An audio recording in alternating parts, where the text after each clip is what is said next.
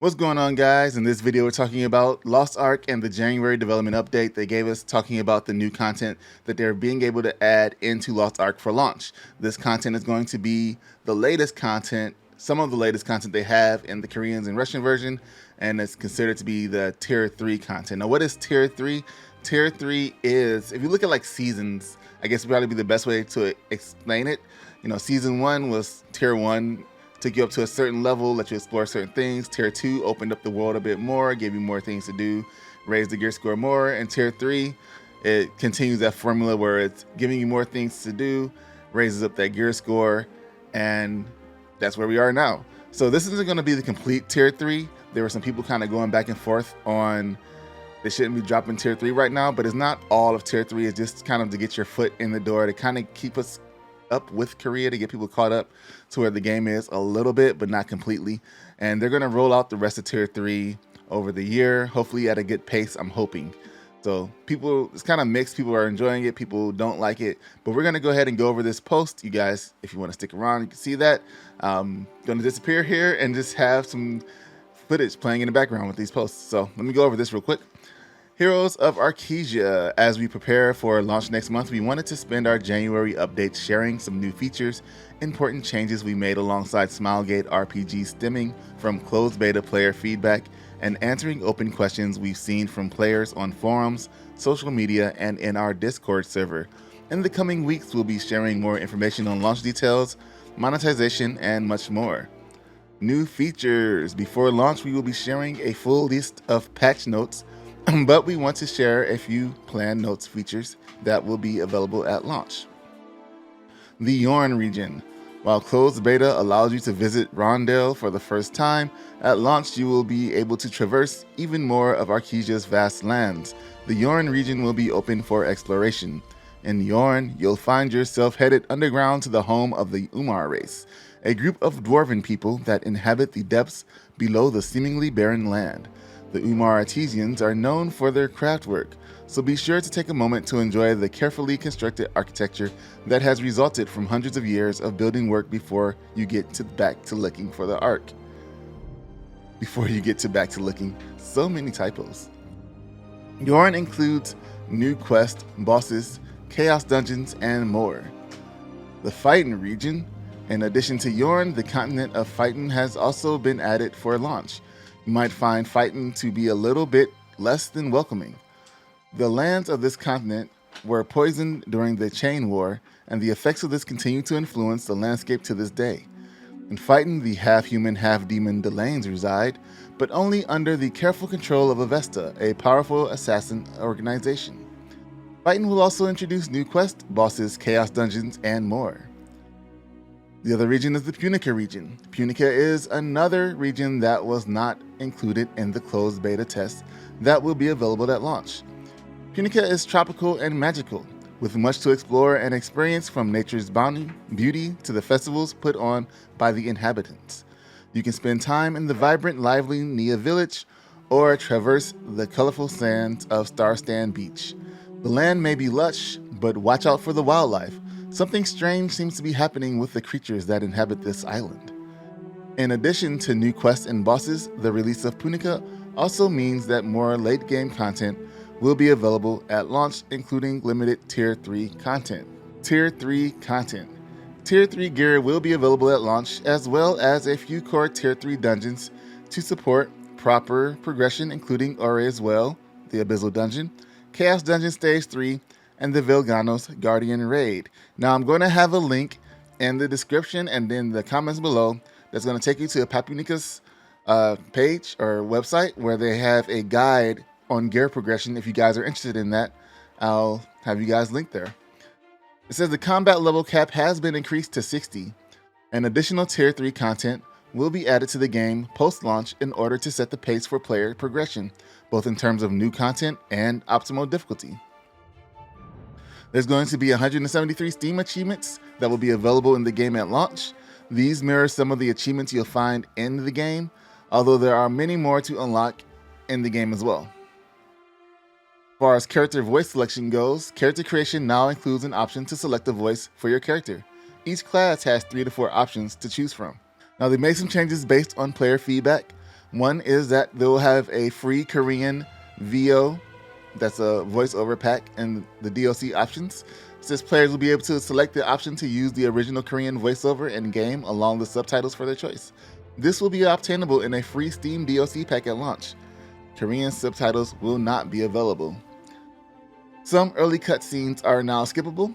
So during beta, we gathered a lot of feedback from players about the early game experience. While we want to continue to improve first-time experience for new players, one of the changes we made before launch is that a number of cutscenes, with the exception of some important pieces of the story, are now skippable. Even the first time you play through them, whether you got your fill of story time during the beta or are just more interested in powering through to the end of the game. This will save you a little bit of time if you wish. Balance tweaks for pacing of the game. Another huge point of feedback that we received during the closed beta test was that many players felt like some of the game's pacing and gearing was not quite challenging enough. We've worked to make balance changes to combat this, and while it won't slow you down early on, the end-game content will prove to be a bit more challenging for players. There is a community fact that people have asked questions and they've answered them, so I'm going to go over that. It says, character customization questions. What are the character stronghold and guild naming restrictions? So all your special characters are going to be restricted, but capital letters other than the first letter of the name are in spaces. Those are also restricted. How does character name reservation and deletion work? How long after I delete a character until it's available again?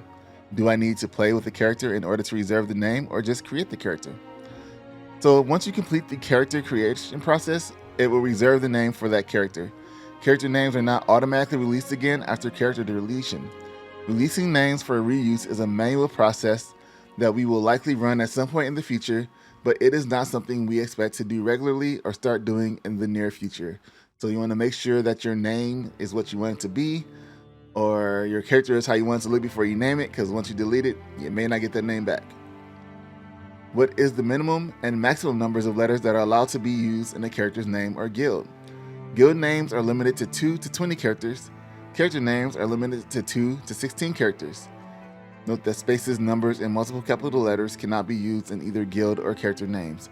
That's pretty interesting that 2 letters can be a character name. That's the first time I've really seen that.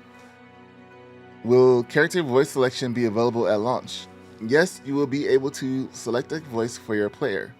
Each class will include 3 to 4 options for you to choose from. Founders packs and skin questions. Is it possible to stack founder packs for multiple rewards? Players can buy one of each founder pack, which will stack, meaning they will receive all of the contents they purchased in each pack. The only thing that will not stack are the 3-day head start and the founder's title, which is the same for each pack. How will you receive your Founders Pack contents and for what classes are they available? Founders Packs will be delivered to your product inventory, and from here you will be able to obtain the contents when they are directly delivered to your character's inventory.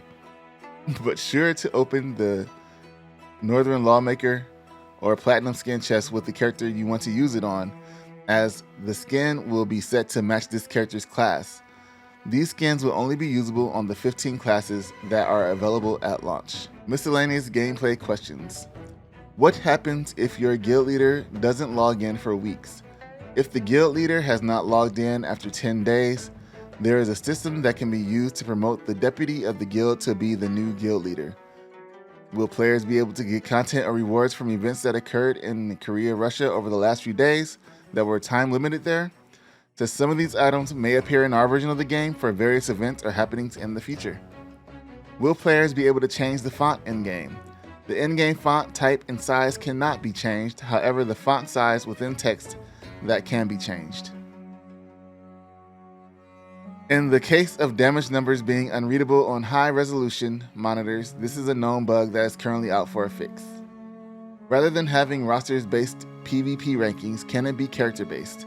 We don't have plans on changing this for launch, but player feedback on the game is always welcome. Looking ahead, while we know there's a ton of excitement surrounding launch day and launch day information, rest assured that we'll have more details on their way to you next week. This article will include launch day instructions for players, a launch server list, information about weekly reset times, the exact server open and pre-download times, and more. Before launch, we also have plans to share additional details about Lost Ark's business model and monetization, full launch patch notes, some information about what makes this version of the game different from other versions, and more. There will also be a roadmap to share our post-launch plans headed your way once the game is in your hands, so you'll know what to look forward to. There's a lot of information there. As always, thank you for your support. Make sure to follow our social channels and playlostark.com as we head towards launch, and then they give you your social links that you can do. So that is a good bit of information. Like I said, it was kind of mixed results on whether people wanted the tier 3 in the game or not. I think it's okay. I feel like people rush so much to the end game content no matter what they have in the game. So a lot of people's concerns were that people were going to go too fast to the end of tier 3 and leave newer people that are more casual behind, and that they didn't like that. And some people were okay with this because everybody can really just play at their own rate. People can go back and help the newer people if they wanted to.